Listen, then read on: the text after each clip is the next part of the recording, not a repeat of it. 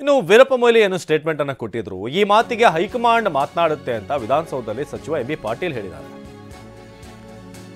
ವೀರಪ್ಪ ಮೊಯ್ಲಿ ನಿನ್ನೆ D K Shivakumar ಮುಖ್ಯಮಂತ್ರಿ ಆಗುವಂಥದ್ದು ಶತಸಿದ್ಧ ಅನ್ನೋ ಮಾತನ್ನು ಹೇಳಿದ್ರು.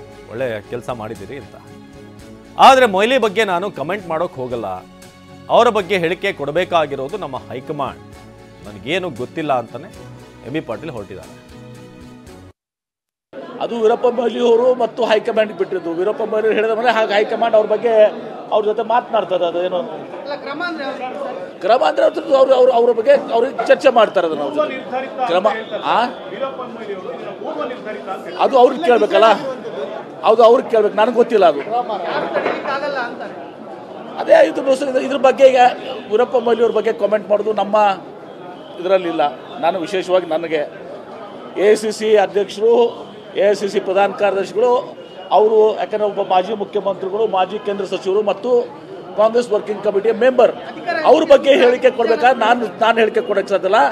ಅವ್ರ ಬಗ್ಗೆ ಇವತ್ತು ದಿವಸ ಕಾಂಗ್ರೆಸ್ ಹೈಕಮಾಂಡು ಅವ್ರ ಜೊತೆ ಚರ್ಚಿಸಿ ಅದನ್ನ ಅವ್ರ ಸ್ಪಷ್ಟೀಕರಣ ನೀಡಬೇಕು. ಕ್ರಮ ಅಂದರೆ ಅವ್ರ ಸ್ಪಷ್ಟೀಕರಣ ನೀಡಬೇಕು. ಅದಕ್ಕೆ ನನಗೆ ಗೊತ್ತಿಲ್ಲಪ್ಪ, ನನಗೆ ಗೊತ್ತಿಲ್ಲ. ವೀರಪ್ಪ ಮೊಯ್ಲಿ ಅವ್ರು ಕೇಳಿ.